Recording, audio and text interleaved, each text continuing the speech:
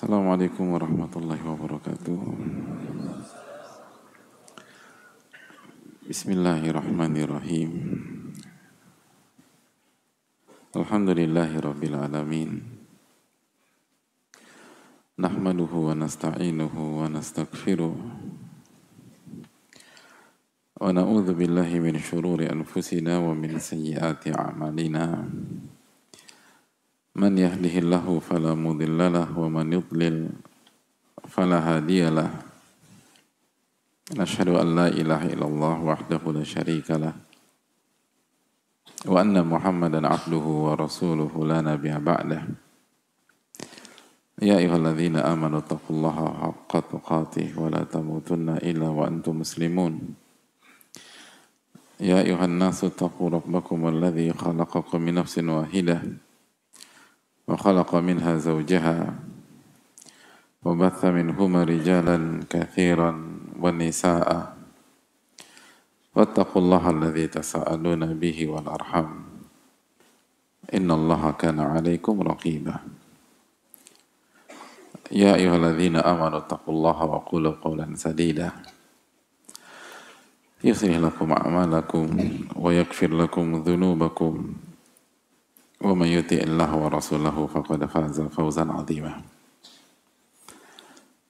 Hadirin Allah muliakan, alhamdulillah kita panjatkan puji dan syukur kita kepada Allah Subhanahu wa taala atas nikmat yang Allah berikan kepada kita sehingga kita bisa bersama pada kesempatan kali ini. Kita bisa duduk di salah satu rumah dari rumah-rumah Allah Subhanahu wa taala.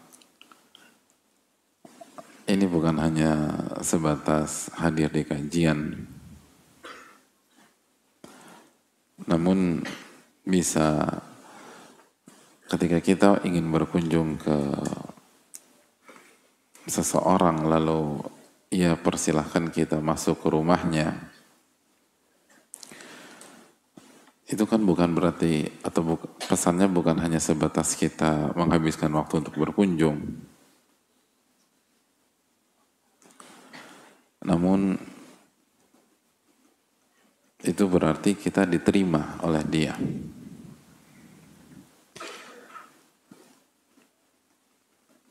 Maka bagaimana dengan Allah Subhanahu wa taala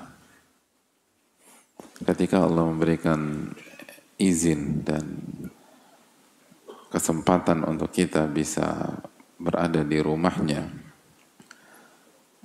lalu Allah berikan taufik kepada hati kita dan keikhlasan kita. Ini bukan hanya sekedar hadir di kajian, tapi ini yang disabdakan Nabi SAW, man yuridillahu bihi khairan yufaqihu fiddin. Barang siapa yang Allah inginkan kebaikan, maka Allah akan buat orang ini paham dan mengamalkan agamanya. Ini adalah pesan bahwa Allah inginkan kebaikan untuk diri kita. Kehadiran kita di majelis ilmu di salah satu rumah-rumah Allah adalah sebuah pesan tentang harapan, pesan tentang kebaikan,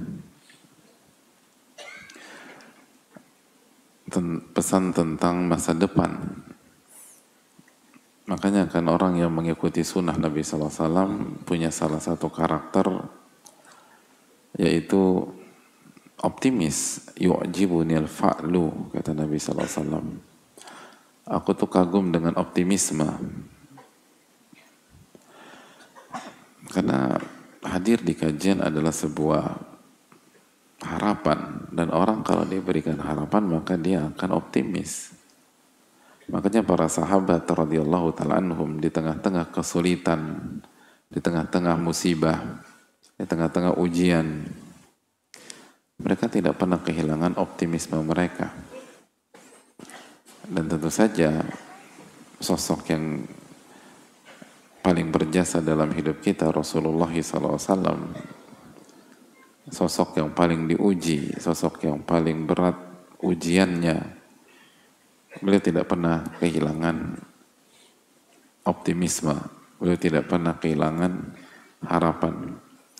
Karena yang akan Allah berikan ketika kita belajar bukan hanya pengetahuan, tapi juga harapan.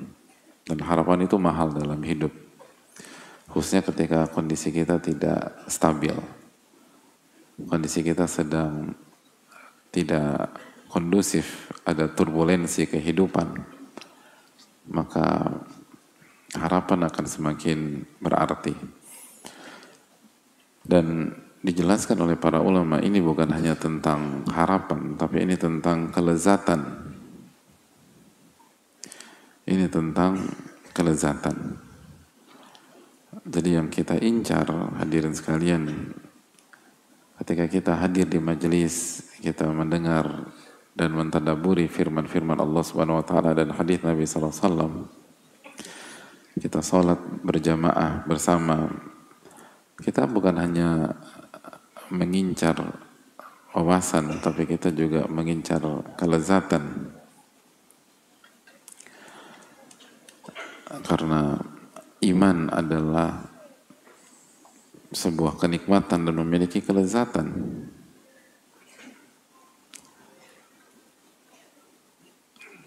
Dan itu yang perlu kita tanamkan bersama-sama. Kata Ibnul Qayyim rahimahullahu ta'ala, فَإِنَّ لِلْإِيمَانِ فَرْحَةً وَحَلَاوَةً وَلَذَّةً فِي الْقَلْبِ فَمَنْ لَمْ يَجِدْهَا فَهُوَ فَاقِدُ الْإِيمَانِ أَوْ نَاقِصُهُ. Sesungguhnya iman itu memiliki kegembiraan. Iman itu memiliki rasa manis. Iman itu memiliki kelezatan. Dan itu semua terletak di dalam hati. Barang siapa yang tidak mendapatkan itu semua, maka dia baru saja kehilangan iman. Atau ada tapi imannya sangat kurang. Jadi Al-Allamah Ibnul Qayyim rahimahullah mengatakan bahwa iman itu memiliki kegembiraan. Iman itu memiliki kegembiraan. Iman itu memiliki rasa manis. Iman itu memiliki kelezatan. Nah, barang siapa yang nggak merasakan itu atau belum pernah merasakan itu, sejatinya dia kehilangan iman atau imannya tuh masih rendah. Dan inilah firman Allah Subhanahu wa taala dalam surat An-Nahl ayat 97 ketika Allah berfirman, "Man 'amila salihan min dzakarin aw untha wa huwa mu'min falanuhyiyannahu hayatan thayyibah." Barang siapa yang beramal soleh, baik laki-laki maupun wanita, dalam kondisi beriman, apa yang akan dia dapatkan? Falanuhyiyannahu hayatan thayyibah. Kami akan berikan dia kehidupan yang bahagia.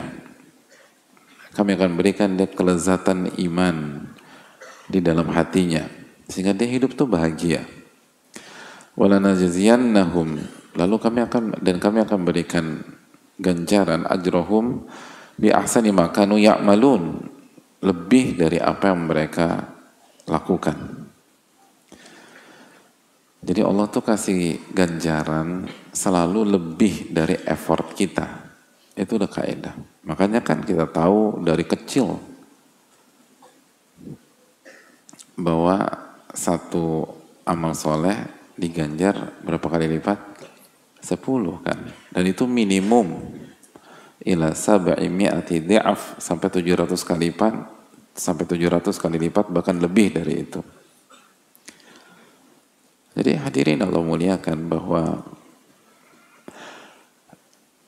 iman itu punya kelezatan, iman itu punya kenikmatan.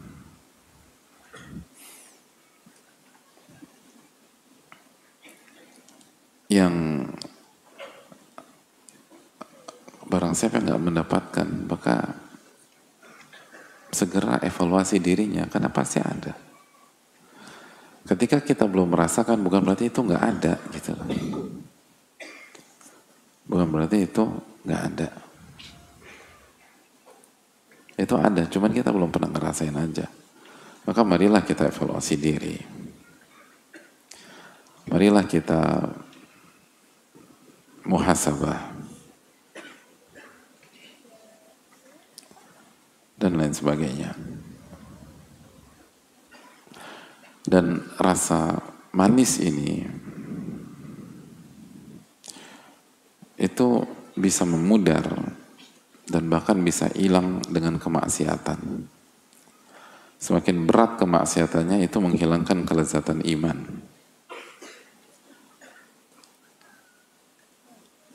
Dan rasa manis ini akan bertambah dengan ketaatan, amal soleh, dan bertambahnya iman. Jadi ini yang harus kita. Jadi maksiat itu salah satu dampaknya itu menghilangkan kelezatan iman. Menghilangkan kelezatan iman. Orang tuh hidup tuh hambar, hadirin. Hidup tuh nyesek. Itu masalah maksiat. Sebaliknya, orang kalau punya iman, hidup itu indah dan penuh warna. Walaupun kita nggak punya duit pada saat itu.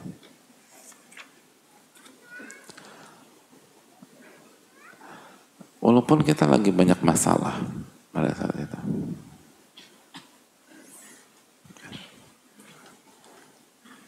Tadi ini cocok banget dengan antum hadirin. Karena lihat muka-muka antum ini muka-muka banyak masalah. Aduh iya. Ada yang tersinggung? Pintu keluarnya ada di sana. Loh iyalah. Muka kita ini semua, termasuk saya ini muka banyak masalah semua. Karena hidup itu adalah masalah. Hidup itu isinya itu masalah. Alladzi khalaqal mauta wal hayata liyabluwakum ayyukum ahsanu amala. Dalam surat Al-Mulk ayat 2, dia menciptakan kematian dan kehidupan untuk menguji kalian. Dikasih masalah memang kita. Tujuannya apa? Ayyukum ahsanu amala. Siapa di antara kalian yang paling baik amalnya? Jadi ini yang perlu kita camkan bersama-sama. Makanya Al-Hafidh Ibnu Rajab pernah menyampaikan, hadirin sekalian, fa innal imana huwa ghidha'ul qulubi wa quwwatuha. Sesungguhnya iman itu adalah nutrisi bagi hati dan kekuatan hati itu sendiri. Kama anna at-ta'ama wasyaraba ghidha'ul abdani wa quwwatuha. Sebagaimana makanan dan minuman adalah nutrisi dan gizi bagi badan dan kekuatan badan itu sendiri.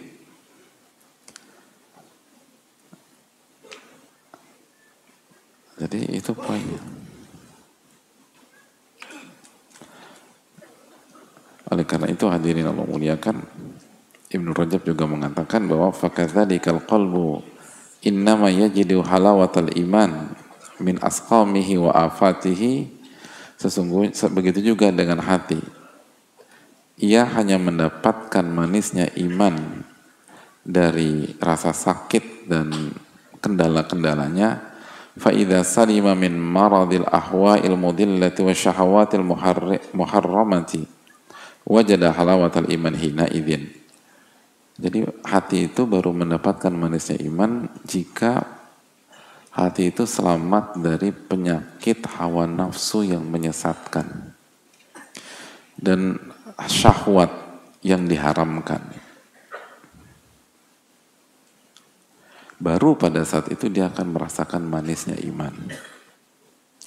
Wa mata marida wa saqam lam yajid halawatal iman. Dan setiap saat ketika dia sakit, dia bermaksiat, dia mengerjakan maksiat yang berhubungan dengan nafsu yang terlarang atau pemikiran yang menyimpang, maka dia nggak akan dapat manisnya iman. Gitu. Nah makanya kata Ibnu Rajab dan para ulama, Nabi SAW bersabda, la yazni zani hina yazni wa huwa mu'min. Tidaklah seorang berzina ketika dia berzina, dia dalam kondisi beriman. Gitu. Hadits ini secara umum bukan mengkafirkan orang berzina, selama dia tidak meyakini kehalalan zina. Namun keterangan para ulama, li'annahu law kamula imanuhu lawajada halawatal iman. Kalau imannya sempurna, dia akan merasakan manisnya iman. Jadi yang salah satu makna dari hadis ini bisa dimengerti nggak sih ini hadirin? Jadi ada hadis Nabi SAW bersabda, la yazni zani hina yazni wa huwa mu'min. Hadis surat Bukhari. Tidaklah ada seorang pezina yang berzina pada saat dia berzina, dia dalam kondisi beriman. Gitu. Jadi kata Nabi SAW, ketika berzina, dia tidak dalam kondisi beriman. Salah satu makna hadis ini adalah maksudnya, dia tidak akan mendapatkan manisnya iman. Nggak akan dapat. Ya. Dan ini dijadikan kaidah para ulama. Setiap kita tenggelam dalam syahwat, nggak akan dapat manisnya iman. Syahwat yang haram ya, nggak akan. Dan itu dampak maksiat yang dilupakan banyak orang. Dan ini dampak maksiat yang lebih parah daripada sakit secara fisik. Ada banyak orang takut mengerjakan maksiat itu karena bisa terkena penyakit fisik. Terus manusia dengan segala kepintarannya kan berusaha mencari jalan, gitu loh. Makanya misalnya zina atau free sex pakai pencegah dan lain sebagainya. Mungkin efektif. Atau kalau nggak efektif, ke depan mungkin efektif dengan teknologi. Tapi dampak yang satu ini tidak akan bisa dilawan dengan teknologi. Begitu Anda jatuh kepada maksiat, apalagi dosa besar, Anda kehilangan manisnya iman. Anda nggak akan pernah khusyuk ketika sholat. Anda nggak akan bisa bergetar ketika baca Quran. Anda nggak akan bisa menikmati zikir pagi dan petang Anda, kalaupun Anda berzikir. Kalau Anda ikut kajian, formalitas. Kalau Anda ikut kajian, ngobrol. Kalau nyimak, maklumat.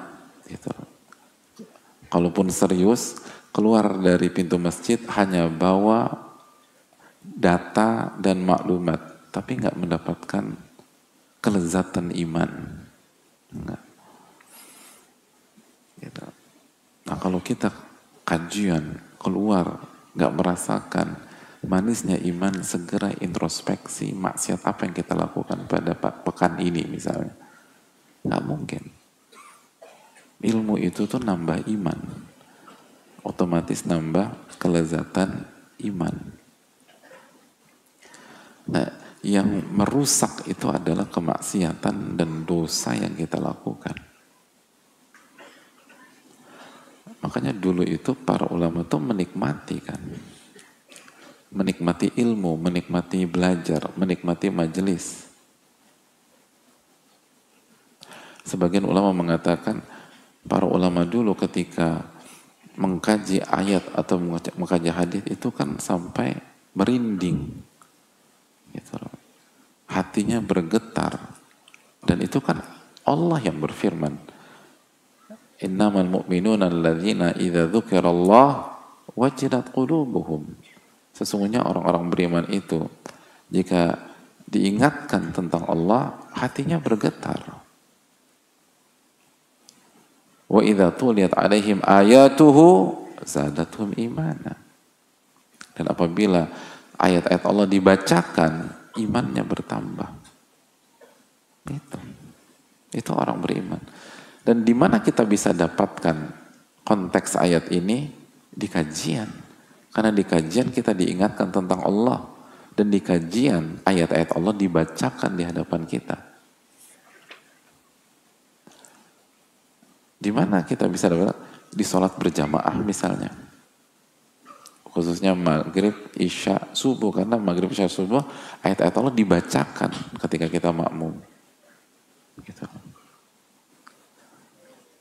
Orang-orang beriman itu bukan hanya menambah wawasan, tapi menambah iman dan menambah kelezatan. Semakin yakin dengan Allah. Nah, ini menjadi PR kita semua, hadirin. Sudahkah kajian yang kita jalankan itu membuat kita pulang membawa manisnya iman? Gitu. Atau kita hanya membawa wawasan? Itu kalau nyimak, ada banyak nggak nyimak juga. Tadi datang ke kajian, Mas Bro, datang loh. Gak pernah absen. Tadi pembahasannya tentang apa? Gak bisa diungkapkan dengan kata-kata. Lo denger sendiri deh. Kan udah blank, udah bingung deh. Gimana kita mau bertahan? Gimana kita mau istiqomah kalau gaya kita demikian? Gak bisa.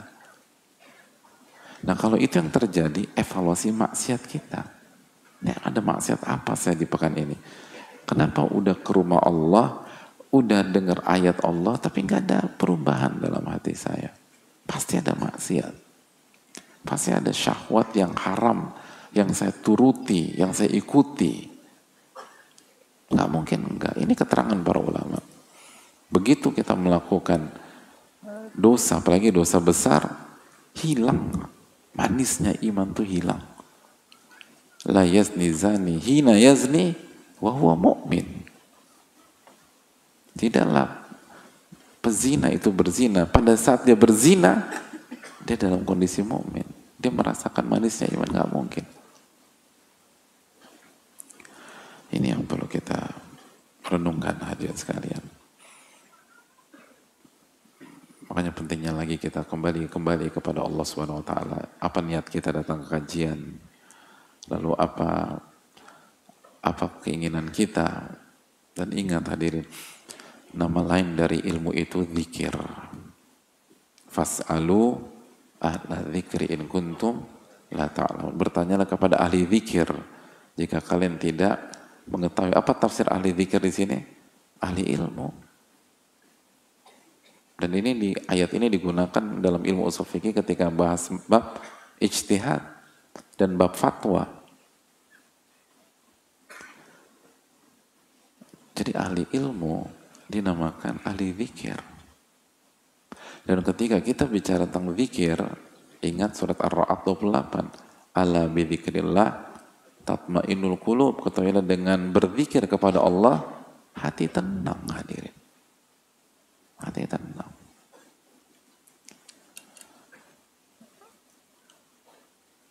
Jadi ilmu itu memberikan ketenangan, memberikan kelezatan, memiliki rasa manis, membuat kita tuh tenggelam dalam keindahannya. Itu ciri-ciri ilmu yang bermanfaat. Dan akhirnya ilmu itu menjadi motor agar kita berubah dan memperbaiki kehidupan kita. Itu poin.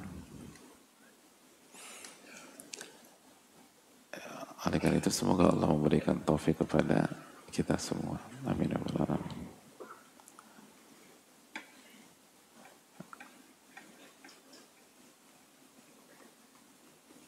Ada sebuah pondok, hadirin sekalian, yang ustadznya hafizahullah ta'ala, semoga Allah jaga beliau, itu tidak pada saat itu ya, pada saat beliau cerita, tidak saklek tentang masalah handphone buat para santri. Dan itu unik gitu. Saya tanya, kenapa nggak dilarang? Bukankah itu masalah di banyak sekolah atau banyak pondok? Kata beliau apa? Kata beliau, kalau Allah kasih taufik kepada kita, kepada anak-anak itu dan kepada kita untuk menanamkan dan menyuguhkan keindahan ilmu, maka kita nggak perlu larang lagi. Karena tabiat manusia itu akan meninggalkan sesuatu ke sesuatu yang lebih manis, lebih lezat, lebih menarik bagi dia. Jadi kalau kita bisa menanamkan lezatnya ilmu, manisnya ilmu, maka otomatis orang akan fokus ke situ. Tanpa ribet-ribet melarang. Itu saya berenung aja gitu. Menarik juga ini konsep. Tapi kan menanamkan itu tuh susah banget hadirin. Tapi iya, gitulah hadirin.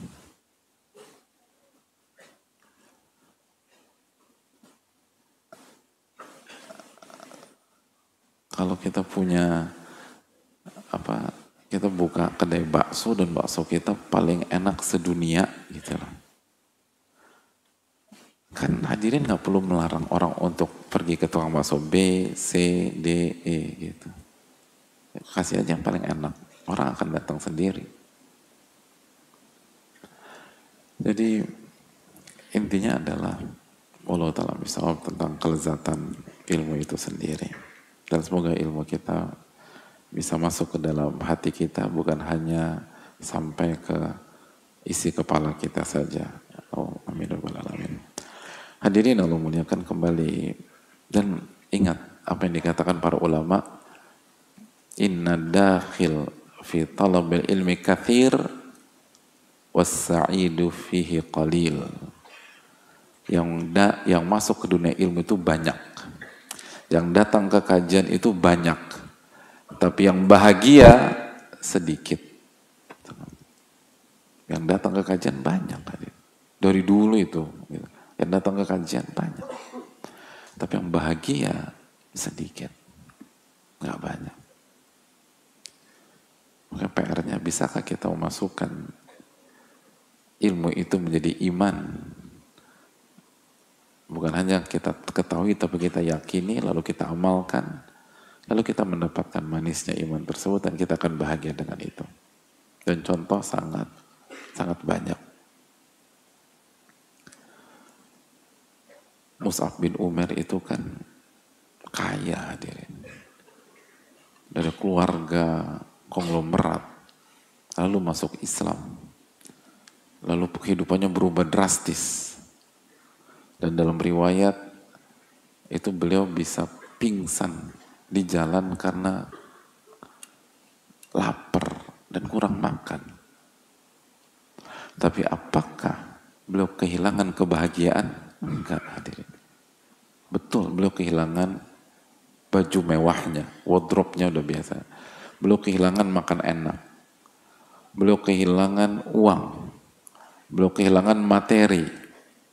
Bahkan beliau kehilangan keluarga besar beliau. Tapi apakah beliau kehilangan kebahagiaan? Enggak. Beliau enggak kehilangan kebahagiaan.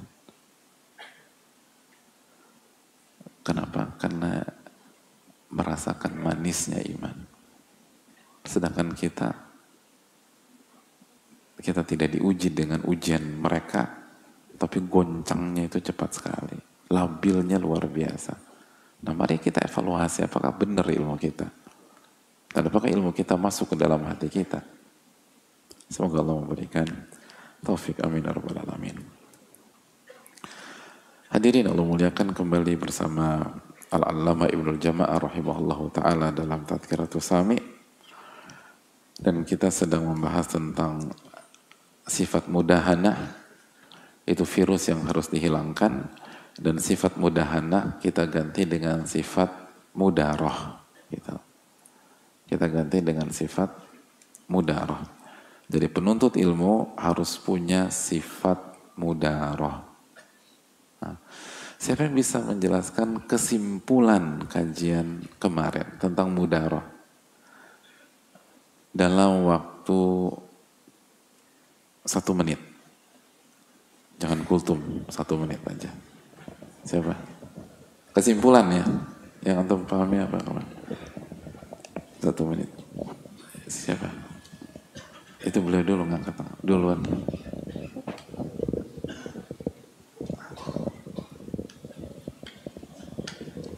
Bismillah, Assalamualaikum warahmatullahi wabarakatuh. Jadi ini bukan kultum, kusut. Kuliah 1 menit. Nah, Ustaz, izin menjawab. Dari Al-Imam Ibnu Battal, Ibnu Hajar, Al-Mudahana itu disunahkan atau disukai, sedangkan Al-Mudahana itu haram. Al-Mudahara dari Al-Imam Al-Qurtubi yakni membuat sebuah effort duniawi untuk kebaikan agama atau dunia, atau juga dua-duanya. Seperti lemah lembut ketika berbicara, meninggalkan sikap-sikap kasar. Adapun kesimpulannya, ketika kita dilarang mudahana, bukan berarti kita dilarang bersikap keras dan sebagainya. udah. Baru 21, 20, 19, 18. Nggak jadi kusut kali ini nih. Karena cuman 40 menit. Syukran. Ada lain nggak? Tapi pakai bahasa dia sendiri. Kesimpulannya aja. Jangan lihat buku gitu lah. Coba antum. Bismillahirrahmanirrahim. Terkait tentang mudaroh. Lihat anak, lihat saya. Tatap mata saya. Terkait mudaroh, Ustaz. Pada intinya adalah mengganti yang tadinya kita berjuang, bergerak, beraktivitas di dunia, yang tadinya diniatkan untuk kepentingan dunia, tapi kita rubah menjadi kepentingan untuk dunia dan juga akhirat. Dunia juga iya, akhirat juga iya. Dan keduanya. Dan salah satu bentuknya adalah yang tadinya kita bersikap kasar, maka bersikap lembutlah. Yang tadinya kita biasanya skeptis dengan orang, maka bersangka baiklah kepada setiap orang. Mungkin sekian, Ustaz. Assalamualaikum warahmatullahi wabarakatuh. Waalaikumsalam. Syukran. Akhwat ada yang bisa nggak? Syukran ya, makasih. Nggak ada ya, alhamdulillah. Nggak ada akhwat. Ada Ustaz. Mulai bisa. Pakai bahasa sendiri ya. Bismillahirrahmanirrahim. Jadi kesimpulan dari kajian Kang Alu adalah sebagai salah satu seorang yang Allah karuniakan ilmu, maka di tengah-tengah kita berbicara, berinteraksi, dan bergaul dengan manusia, kita harus bisa membaca karakter, tabiat, dan juga bagaimana akhlak kita saat berinteraksi dengan mereka. Misalkan ketika mungkin Allah berikan sebuah ilmu dan dihadapkan dengan orang yang karakteristiknya keras, maka kita berusaha untuk akhirnya menjadi pribadi yang lemah lembut. Pun ketika kita diberikan teman atau dihadapkan oleh seorang yang ceplas-ceplas gitu ya Ustadz, kita memiliki ilmu untuk bersabar dan tetap berperilaku baik dengan orang tersebut, karena seperti Imam Al-Jauzi rahimahullah, setiap orang yang berada di atas harus bisa membaca tabiat orang yang berada di bawahnya. Jadi kita harus bisa berinteraksi dan melihat kondisi orang tersebut gitu. Jadi tetap berperilaku lemah lembut dan tidak bersikap keras. Itu Ustadz. Syukran jazakallah khair. Wassalamualaikum warahmatullahi wabarakatuh. Berapa menit nih? Kenapa yang wanita susah banget ya kalau di itu ini? Ya nggak apa-apa lah. Namanya juga wanita. Wadah dia. Ya. Ya, mudaroh itu simpel aja ya. Mudaroh itu adalah seni berinteraksi dengan manusia, bahwa kita harus bermain cantik ketika berinteraksi dengan manusia, ketika bersosialisasi. tujuannya untuk menyelamatkan agama dan akhirat kita. Atau untuk kepentingan dunia kita yang mubah. Kalau yang pertama hukumnya sunnah, yang kedua hukumnya mubah. Kira-kira itulah kesimpulan. Berapa jam tuh tadi kesimpulan saya? Hah? Nggak sampai 30 detik, gitu aja. Jadi ini seni berinteraksi dengan manusia. Bagaimana kita berinteraksi dengan manusia dengan bermain cantik. Ada kalanya kita diam, ada kalanya kita bicara.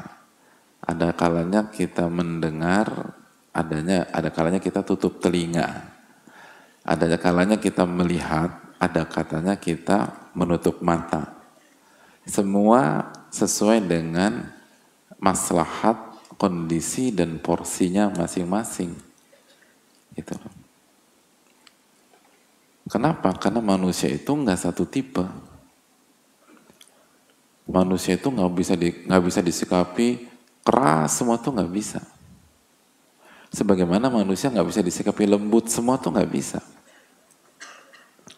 Allah berfirman tentang manusia apa dalam surat Al-Ahzab, innahu kana dzuluman jahula. Manusia itu secara umum tuh suka zolim dan sangat bodoh. Jadi kalau kita tidak bisa bermain cantik sesuai dengan sunnah Nabi SAW, maka berantakan hidup kita. Nah ini yang dilupakan banyak orang yang belajar agama. Dipikir sunnah Nabi itu lempeng lurus saja. Enggak. Lihat bagaimana Nabi SAW berinteraksi dengan, kemarin kita bahas, bagaimana Nabi SAW berinteraksi dengan Arab pedalaman dengan berinteraksi dengan Mu'adz bin Jabal. Kontras berbeda. Mu'adz bin Jabal baca Al-Baqarah di saat sholat Isya, ditegur sama Nabi Sallallahu Alaihi Wasallam. Arab pedalaman pipis di masjid, hadirin. Bayangkan kalau kita pakai madhab lempeng-lempeng aja, pukul rata.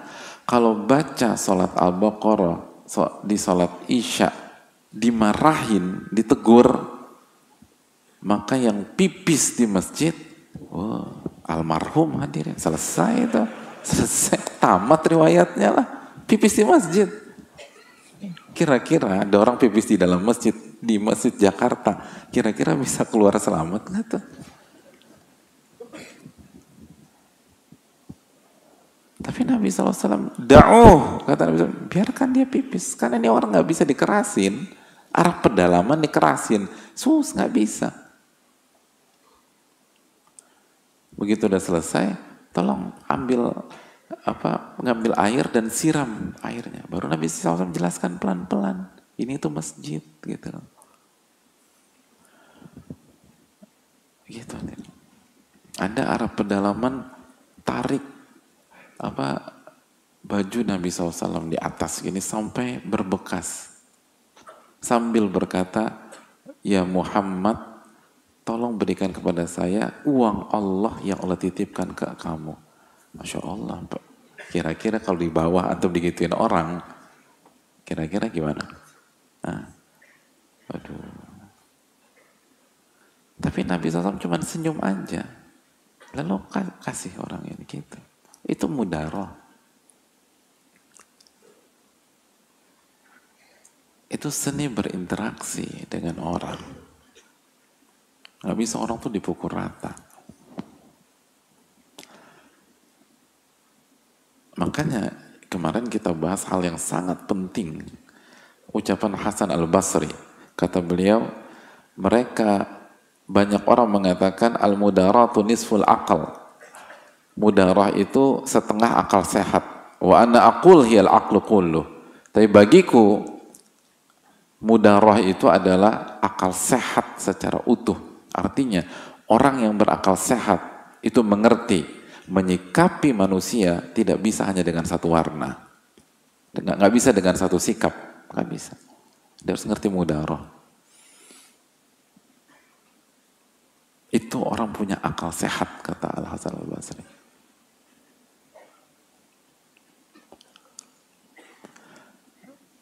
Kalau ini diucapkan 15 abad yang lalu, ketika tidak ada sosial media, ketika interaksi sangat terbatas skupnya, lalu bagaimana dengan hari ini?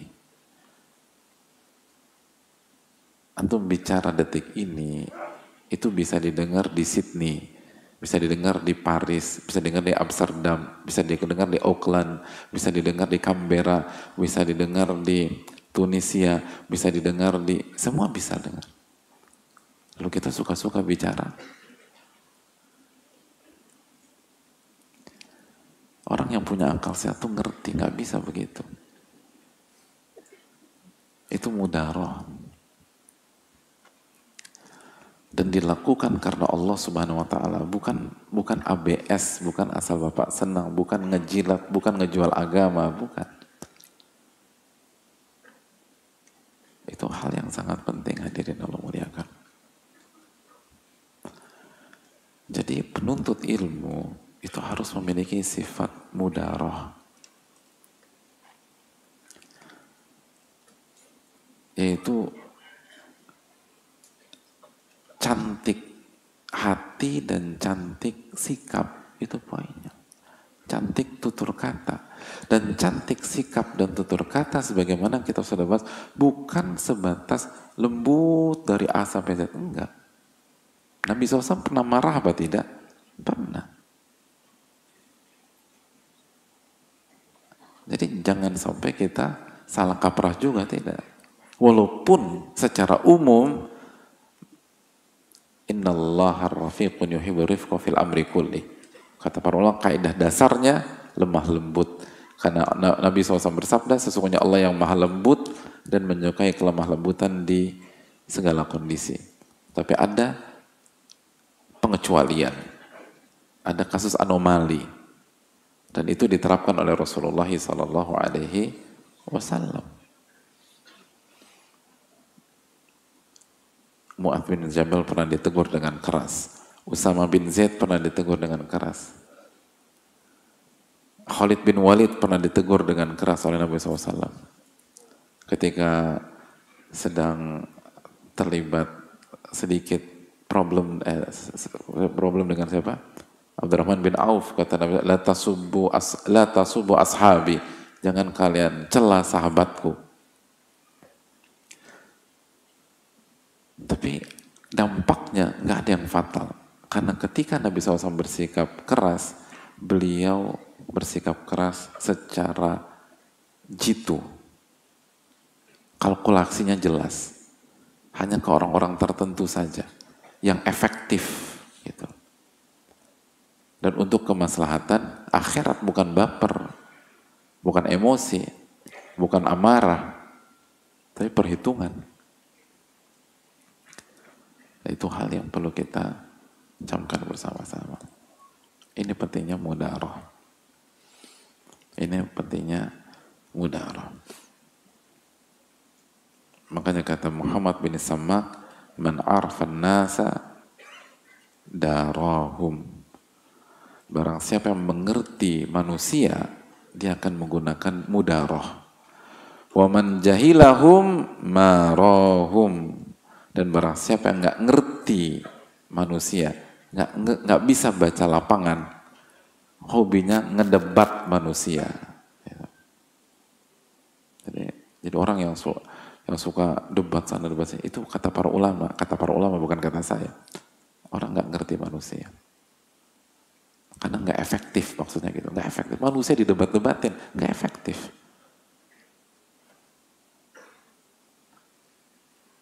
Nggak efektif. Itu fine. Manusia itu efektifnya diapain? Mudaroh. Disentuh, dibaik-baikin, baru orang tuh tersentuh, gitu hadirin. Itu hal yang perlu kita camkan bersama-sama. Dan ini untuk kepentingan akhirat atau dunia yang mubah, bukan mengorbankan prinsip. Itu perlu diingatkan. Makanya Abu Bakar At-Turtushi rahimahullah, beliau pernah mengatakan, antudariyan nasa ala wajhin yaslamu laka dinuk.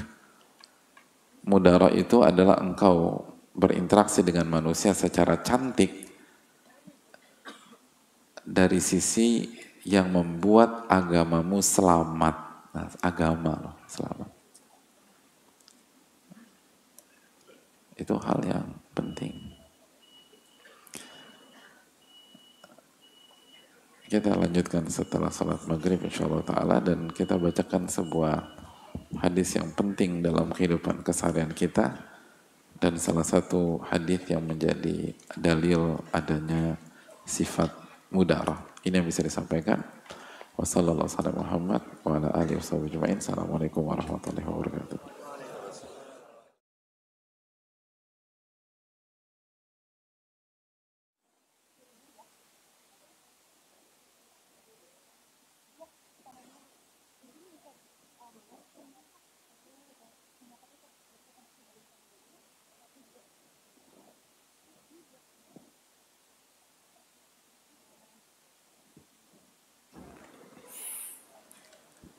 Assalamualaikum warahmatullahi wabarakatuh.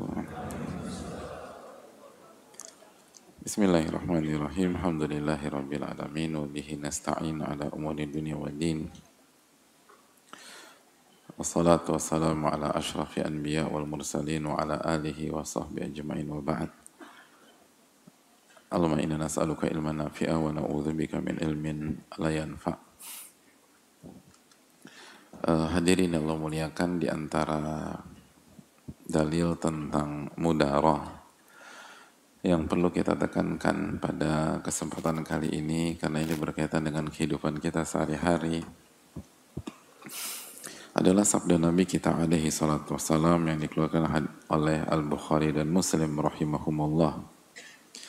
Ketika Nabi SAW bersabda, istausu bin nisa'i khairah, berikanlah wasiat dan saling memberikan wasiat tentang perkara yang berhubungan dengan wanita secara baik. Fa innahunna khuliqna min dila', karena mereka diciptakan dari tulang rusuk yang tidak lurus. Wa inna a'waja syai'in fi dila' a'lah, dan yang paling bengkok dari tulang penciptaan itu yang paling atas. Sebagian ulama menyampaikan bahwa yang dimaksud paling atas itu apa? Lisan. Jadi artinya yang paling susah dikendalikan oleh wanita itu lisannya. Betul nggak ibu-ibu? Masya Allah.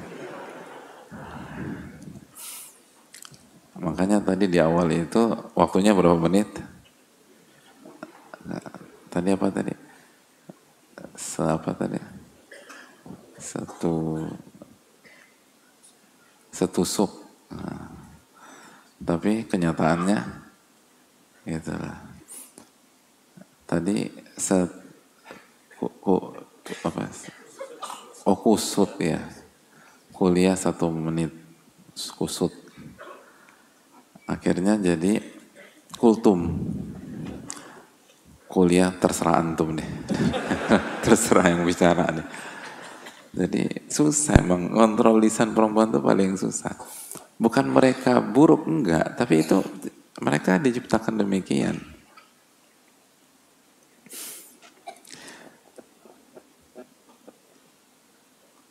Maka Nabi SAW mengatakan yang paling tidak lurus itu yang paling atas. Fa in dhahabta tuqimuhu kasarta. Kalau Anda bahasanya apa ya? Kalau Anda paksakan terus dicecer gitu ya. Maksudnya sih diluruskan. Jadi tulang yang nggak lurus itu tuh benar-benar dibombardir gitu biar lurus. Alih-alih lurus justru patah, kata Nabi SAW. Wa in taraktahu lam yazal a'waj. Tapi kalau Anda biarkan maka dia akan selamanya bengkok. Fastausu bin nisa'i khaira. Maka nasihatilah wanita dan saling memberikan nasihatlah di antara kalian untuk senantiasa berbuat baik kepada wanita. Nah, menariknya keterangan dari para ulama seperti Al-Hafidh rahimahullahu ta'ala, Al-Hafidh Ibnu Hajar. Beliau mengatakan bahwa wa fil haditsin nadab ilal mudarati listimalatin nufus.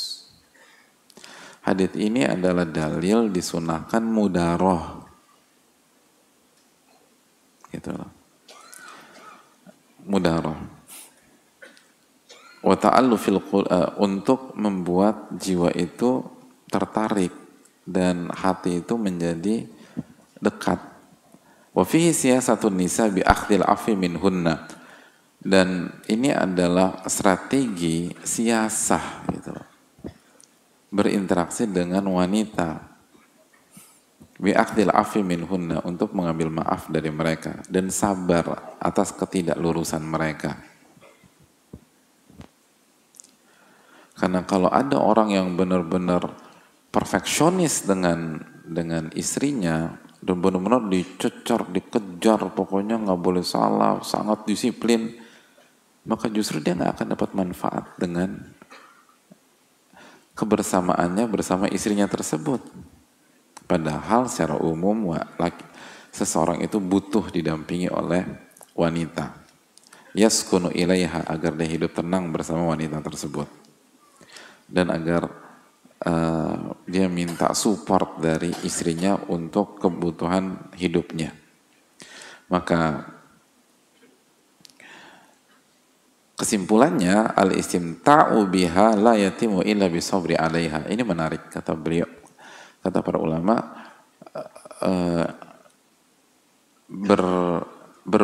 bersenang-senang dan berbahagia dengan istri itu tidak akan berhasil dan tidak akan sempurna kecuali dengan sabar terhadap kekurangannya dan bermain mudaroh pada saat hidup dengan dia. Dan mudaroh dalam konteks ini adalah itu tadi, ada kalanya kita dudukkan persoalan, ada kalanya kita lepaskan aja, ada kalanya kita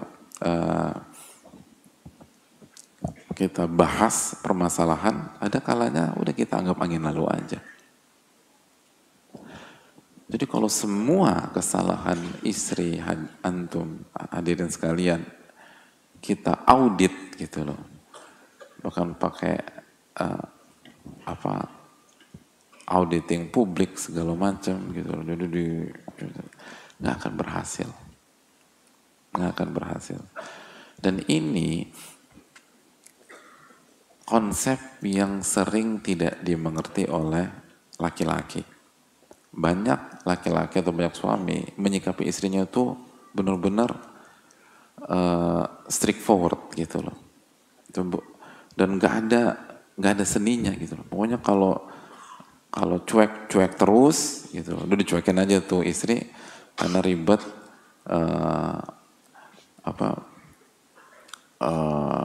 cerewet dan lain sebagainya, atau semua kalimat yang keluar dari lisan istri dibahas, dikaji, dan dicek tafsirnya. Itu insya Allah stres hadirin, bener ya, nggak akan bisa. Kalau seluruh ucapan istri antum itu antum tadabburi, ya itu insya Allah lah tensi naik, terus tingkat stres tinggi dan lain sebagainya. Kita nggak bisa, harus dilepas gitu, harus dilepas.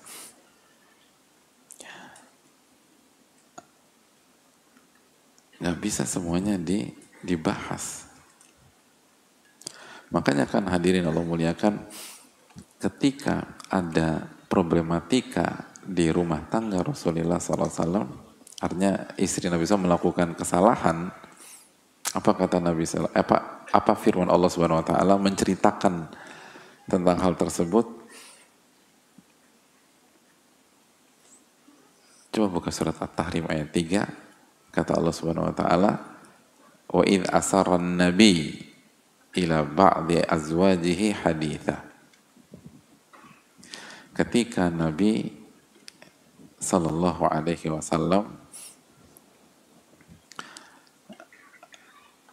memberikan atau menjelaskan sebuah rahasia kepada salah satu istri beliau.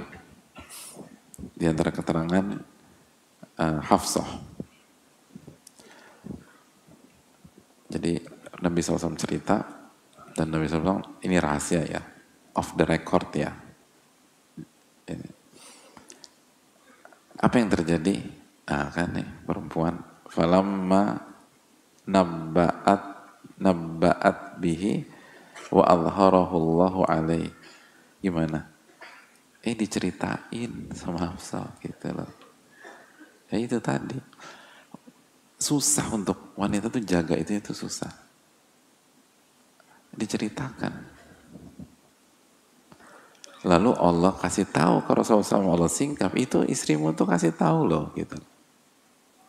Apa yang terjadi? Ini salah satu fikih dalam rumah tangga secara khusus dan mudarah secara umum. Arrafa ba'dahu wa a'rada an ba'd. Ini hadirin. Ini menunjukkan bahwa Al-Quran itu memang kitab suci untuk kehidupan kita. Sampai kayak gini dibahas dalam Al-Quran. Nabi SAW arrafa ba'dahu wa a'rada an ba'd. Nabi dudukkan, Nabi jelaskan, tapi nggak semuanya. Sebagian aja yang Nabi angkat. Dan Nabi SAW lepaskan sebagian yang lain, gitu. Di ignore, di skip. Nggak semuanya. Jadi kalau kita gayanya masih, kemarin kamu ngomong apa? Terus tadi ngomong apa tadi? Coba ulang. Apa ngomong gitu. Nggak bisa. Terus kita sebutkan lagi kesalahan istri kita yang ucapan istri kita yang kemarin, yang lusa, yang 3 hari yang lalu, yang 4 hari yang lalu dan sebagainya. Nggak akan berhasil rumah tangga kayak gitu. Berbeda dengan wanita. Kalau wanita, kata sebagian orang ya, memang ahli sejarah hadirin. Iya. Kata sebagian orang gitu loh. Saya cuma nukil ya gitu. Ya. Itu mereka tuh luar biasa. Itu kejadian di tahun 1999 masih ingat tuh gitu. Kejadian tahun 2010 itu bisa ingat. Kita lagi bahas kejadian kemarin, wanita tuh punya kelebihan bisa mengaitkan dengan kejadian di tahun 2012 gitu misalnya. Terus kita mikir, itu yang mana ya? Gitu. Kita aja udah lupa. Terus diingetin, oh iya benar. Nah kalau begitu berbanggalah gitu lah. Berarti memang istri kita itu bagus dalam ilmu sejarah. Udah ambil positif aja. Gitu. Benar gak sih Ibu? Oh benar. Pokoknya kalau dapat berarti aman gitu ya. Beliau mengakui. Iya itu perempuan. Dan bisa jadi itu tuh nggak disengaja gitu loh. Bukan maksudnya mojokin suami, jatuhin suami, terus membuat masalah jadi ribet. Itu keluar begitu aja. Bener nggak Ibu? Kan lagi alhamdulillah. Udah ya, jelas ya. Jadi adapun kita laki-laki nggak bisa begitu. Konsep laki-laki itu arrafa ba'dahu wa arada an ba'd. Yang dibahas tuh intinya aja. Sebagiannya lupakan udah. Lupakan. Gitu. Kalau kita ikut mazhab beliau-beliau nggak akan berhasil. Nggak akan berhasil. Itulah hadirin sekalian. Jadi hadirin Allah muliakan, itu mudaroh. Kan makanya mudaroh itu ada kalanya kita bicara, ada kalanya kita diam. Ada kalanya kita harus hentikan ucapan istri kita, ada kalanya biarin aja udah. Karena begitulah. Arrafa ba'dahu wa a'radu an ba'd, gitu. Gitu. Itu hal kayak gitu. Ini ayat tuh menarik banget hadirin sekalian. Makanya kan kelanjutan ayat tersebut, falamma nabba'aha bihi qalat man amba'aka hadza. Itulah hadirin. Ketika Rasulullah SAW menjelaskan tentang kesalahan tersebut, apa jawab istri beliau? Siapa yang kasih tahu? Gitu. Bukan, ya aku salah. Enggak. Siapa yang kasih tahu? Gitu. Kan? Ketawa antum kan bukan sekedar ketawa nih, ini ketawa penuh makna gitu loh. Ketawa yang merasa dimengerti gitu loh, ngerti ya? Ketawa gitu ya, ya Allah gue banget nih gitu loh. Gitu. Ini Nabi SAW ngadepin itu. Makanya kan sering nggak kalau antum tuh sama istri rumah tangga, antum pikir kalau main bola nih, ini udah counter attack, nembak, gol udah. Itu bisa ngeles, bisa gitu. Bola tuh bisa, dari situ bisa belok ke penonton gitu loh. Padahal ini harus gol gitu loh. Ngerti nggak? Ngomong-ngomong udah nikah belum sih? Ya nggak ngerti kalau begitu. Kalau ngerti, kita bikin udah gol nih. Itu bisa, gitu. Itu kan. Falamma nabba'aha bihi, ketika Nabi SAW menyampaikan, udah dijelaskan nih. Jawabannya, qalat man anba'aka hadza. Siapa yang kasih tahu engkau? Itu, Masya Allah ya. Itu. Qala nabba'ani al-alimul khabir. Yang kasih tahu aku itu Allah yang maha mengetahui, yang global dan yang detail. Itu. Nah ini pelajaran. Makanya kalau bicara sama istri itu harus kembali ke tauhid. Udah selesai deh, gitu loh. Nah seringkali kegagalan kita sama istri itu kita kembalikan ke diri kita. Karena merasa laki-laki, merasa hebat, merasa jago, gitu loh. Kamu jangan pernah ngeremehin aku ya. Wah udah setelah itu kan berantakan. Nabi SAW nggak demikian. Nabi SAW mengatakan, yang kasih tahu aku itu Allah Subhanahu Wa Taala. Udah selesai. Itulah hadirin. Jadi hadirin Allah muliakan. Ini dalil tentang mudaroh secara umum dan ini ilmu tentang rumah tangga secara khusus. Kenapa hadis atau dalil ini kita angkat? Karena ini sangat keseharian. Dan banyak sekali orang tuh PR-nya gara-gara nggak tahu ini. Karena menyikapi wanita atau istri itu benar-benar straightforward dan ditabrak aja semuanya. Ya rusak. Kata Nabi SAW, idzahabta tuqimuha kasartah. Kalau engkau paksakan terus dengan level paling tinggi gitu, dicecar, bukannya benar, bukannya lurus, kasar tahu. Anda patahkan itu tulang, rusak. Dan maksud patahkan tulang itu apa? Di antara maknanya cerai. Lalu kita salahkan wanita. Emang istri Anda tuh nggak punya adab gitu loh. Cari justifikasi kan. Emang nggak nurut tuh gitu loh. Padahal kitanya nggak ngerti berinteraksi dengan wanita. Akhirnya nikah lagi, ternyata begitu lagi, ceraiin lagi. Akhirnya begitu terus. Gitu. Jadi bukan mereka, tapi kita yang seringkali nggak mengerti tentang wanita. Benar nggak ibu-ibu? Oh, Masya Allah. Nggak apa-apa lah kita ini. Kita membahagiakan wanita kan pahala. Jadi hadirin Allah muliakan, itu mudaroh. Nah, dan alasan kenapa kita angkat hadis ini khususnya bagi yang sudah menikah ya. Ini adalah kesempatan untuk mengasah kemampuan mudaroh kita secara efektif. Karena kita berhadapan dengan istri kita berapa kali seminggu? Antum ketemu istri berapa kali? Sebulan sekali? Sebulan 2 kali? Hah? Mayoritas jomblo ini nggak pernah nikah. Kita kan ketemu setiap hari. Dan otomatis kalau kita berusaha mengamalkan ini, otomatis skill mudaroh kita akan terasah. Nah, ketika skill mudaroh kita akan terasah, karena kita berusaha latihan terus di rumah, maka otomatis ketika ketemu tetangga, ketemu teman kantor, ketemu dengan ini dan segala macam, otomatis oke.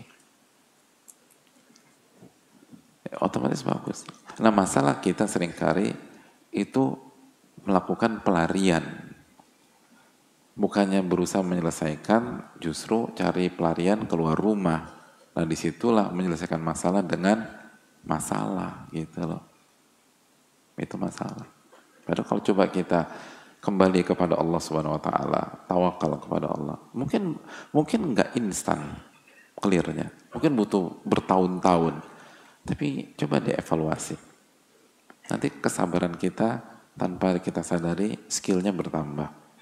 Kematangan kita, skillnya bertambah. Lalu kemampuan kita membaca peta bertambah. Dan kematangan bertambah, kedewasaan bertambah, dan mudaroh bertambah. Nanti ngadepin yang lain lebih enak, hadirin. Gitu. Karena sekali lagi, ini sudah jelas dari Nabi SAW. Wanita tuh nggak bisa disikapi dengan satu sisi. Antum harus punya banyak skill kalau ingin menghadapi istri gitu. Kalau hanya skill mendengar aja nggak bisa gitu. Dia akan bicara terus nggak selesai.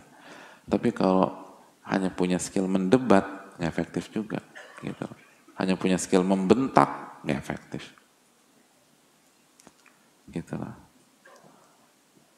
Jadi itu hadirin. Apalagi skillnya memukul, tambah gak efektif. Gak boleh. Gitu. Jadi, kecuali pukulan yang ada kriterianya di dalam surat An-Nisa ayat 34, dan itu dorban ghairu mubarrih, yang tidak menyakitkan. Dan itu pun juga, kata Nabi itu sudah meriwayatkan, orang-orang terbaik itu gak mukul.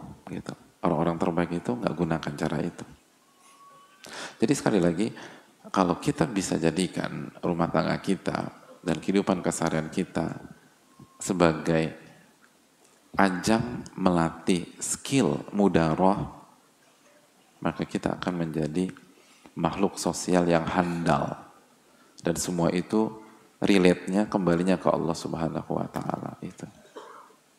Seringkali kita tidak mengalami kemajuan sebagai seorang individu, sebagai seorang personal, karena kita tidak memanfaatkan kondisi di rumah. Dan kita lebih memilih cari pelarian dengan aktivitas di luar. Itu poin. Padahal orang-orang beriman itu mengatakan, sebagaimana Allah hikayatkan, Rabbana ma khalaqta hadza batila. Ya Allah, engkau nggak mungkin menciptakan sesuatu tanpa ada alasan. Nggak mungkin. Sekali lagi, mungkin butuh waktu, mungkin bertahun-tahun, mungkin di atas 5 tahun, mungkin di atas 10 tahun. Tapi lihat deh, dari sisi-sisi lain itu akan berkembang, dan hadirin akan jauh lebih matang dari sisi pribadi. Itulah. Allah Ta'ala misal. Ini yang bisa disampaikan dalam bab mudarah. Semoga Allah memberikan taufik kepada kita. Dan ingat, ini skill yang harus dimiliki oleh penuntut ilmu. Skill yang harus dimiliki oleh penuntut ilmu jika ingin ilmunya bermanfaat. Kita buka sesi tanya jawab. Wassalamualaikum warahmatullahi wabarakatuh. Syukur.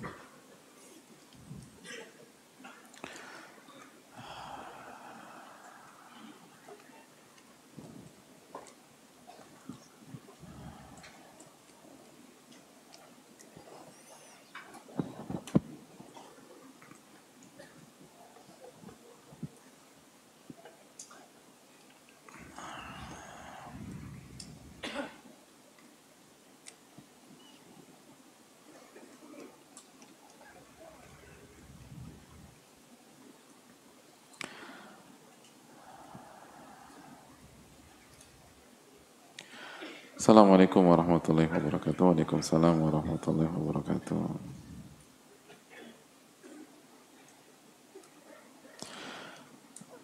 Semoga Ustadz beserta keluarga serta seluruh kaum muslimin senantiasa dalam lindungan Allah Subhanahu wa taala. Amin ya rabbal alamin. Jazakallahu khair wa iyyakum atas doanya. Tapi jangan lupa doakan al-alama Ibnu Jamaah dan para ulama-ulama kita yang lain, hadirin. Ustadz izin bertanya, saya seorang suami, saya rutin hadir di kajian, namun kenapa ya Ustadz hati saya masih keras, belum bisa bersikap lembut terutama kepada istri. Bagi saya, istri saya selalu salah, tidak pernah benar. Meskipun dia tanpa sengaja melakukan kesalahan menurut saya. Saya susah memaafkannya dan saya harus berkata kasar kepadanya. Mohon doa dan solusinya Ustadz agar saya bisa bersikap lembut kepada istri saya. Jazakallahu khairan. Hadirin Allah muliakan, yang pertama insya Allah ini tanda kebaikan, karena kalau orang munafik, orang jahat, orang sombong nggak mungkin mau mengakui kesalahannya dan nggak akan bertanya dengan redaksi seperti ini. Dia akan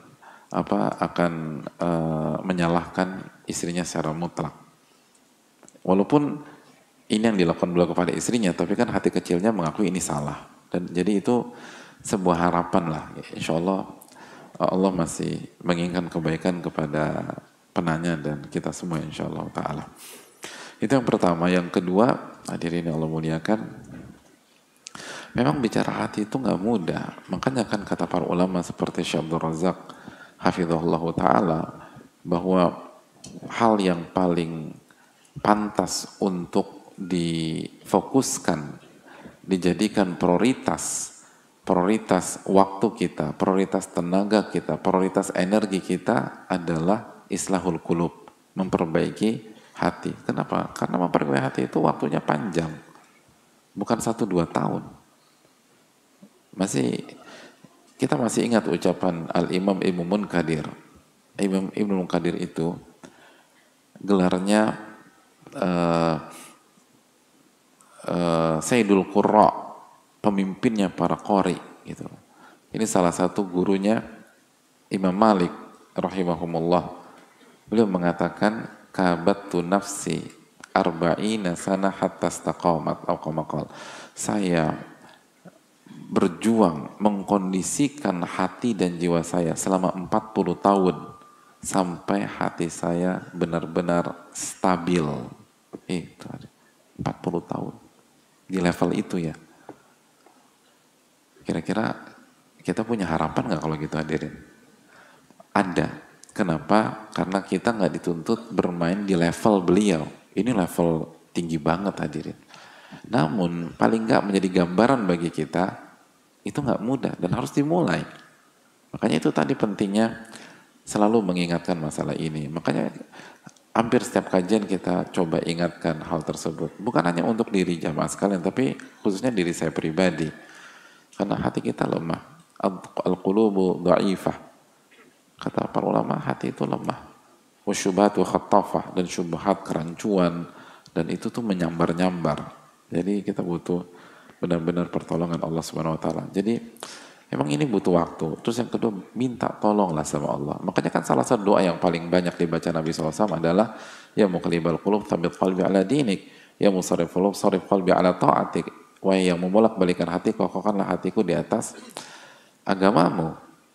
Dan wahai yang membolak-balikan hati, kokohkan hatiku di atas ketaatan kepada dirimu. Terus minta dan resapi. Seringkali karena doanya simple, singkat, dan sering kita baca, akhirnya kita bicara tanpa ada ruh gitu loh. Ya muqallibal qulub tsabbit qalbi ala dinik, ya muqallibal qulub tsabbit qalbi. Doa dengan penuh kehusyuan hadirin. Pelan-pelan dibaca, diresapi, minta sama Allah Subhanahu wa taala agar Allah jaga hati kita. Lalu yang berikutnya, jaga ibadah kita hadirin sekalian, khususnya ibadah malam. Ibadah malam itu salah satu benteng yang sangat ampuh untuk mencegah diri ini dari provokasi semua pihak. Gitu. Itu ibadah malam. Orang yang ibadah malamnya kuat itu nggak terprovokasi. Itu nggak terprovokasi. Karena sekali lagi itu sangat sangat ampuh sekali. Karena itulah sifat dari ibadur rahman. Allah berfirman dalam surat Al-Furqan ayat 63, 64, wa ibadur rahmanil ladzina yamshuna 'alal ardi hauna wa idza khatabahumul jahiluna qalu salama wal ladzina yabituna li rabbihim sujjada wa qiyama. Itu wa ibadur rahman, hamba-hamba Allah yang berjalan di atas permukaan bumi dengan penuh kerendah hatian, dengan penuh ketawaduan. Jadi hamba Allah, apalagi penuntut ilmu, kalau jalan itu tawadu, gitu. Punya wibawa, tapi bukan arogan gitu. Cara jalannya tuh nggak arogan. Dia bisa memadukan antara wibawa dengan ketawaduan. Wa idza khatabahumul jahiluna qalu salama. Dan apabila dia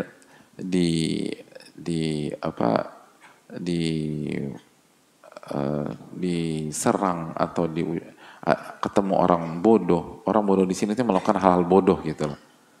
Bukan orang yang kecerdasannya rendah, bukan, tapi melakukan hal bodoh, sikap bodoh seperti mencela, mencaci maki, provokasi, ngebully, roasting dan sebagainya yang tidak pada tempatnya dan tidak hak. Apa responnya? Qalu salama. Mereka merespon dengan baik, gitu. Nggak terprovokasi. Dan salah satu kunci mereka apa? Lihat ayat berikutnya. Walladzina yabituna li rabbihim sujjada wa qiyama. Mereka adalah orang-orang yang waktu malamnya itu untuk Rabb-nya. Mereka sujud dan mereka qiyamul lail. Gitu. Makanya coba evaluasi. Kalau kita gampang terprovok, orang, khususnya istri kita, evaluasi ibadah malam kita. Seringkali itu salah satu penyebab utamanya. Gitu. Karena ini janji Allah. Orang hamba Allah yang ibadah malamnya kuat, itu nggak akan terprovok. Mau dicaci maki kayak apa? Qalu salama. Mereka akan bilang, qalu salama itu bukan salama gitu loh. Ngerti nggak? Mereka mengucapkan qalu kan apa? Mengucapkan ya. Salama. Salama itu artinya apa? Ucapan yang baik, jangan salah paham loh. Isi lagi marah-marah gitu, salama. Siapa lagi tuh bang? Gitu, repot kita. Aduh, repot. Dipikir tuh nama orang gitu, salama. Akhirnya kita tidur, jempol kita diambil, dicekring, terus dicari, salama nih siapa? Nggak ada. Terus bias di bidak di kepalanya, berbias, ini pasti ada handphone lain nih, di situ ada salama. Akhirnya suudzon, paranoid dan seterusnya.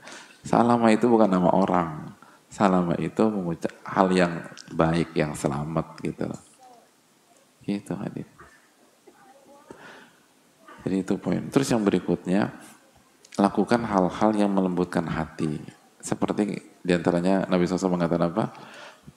Berinteraksi dengan anak yatim. Orang-orang yang susah. Orang-orang yang dibawa. Orang yang lagi sakit. Gitu loh. Kan kata Nabi, mau gak aku berikan tips untuk melembutkan hati? Mas, usap kepala anak yatim.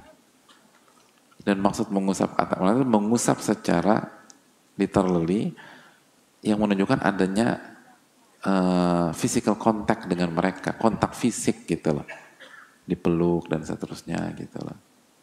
Jadi bukan diusap semua, diusap-usap terus gini-gini, ya bukan, itu tambah keras hati kita, bukan, tapi main gitu loh.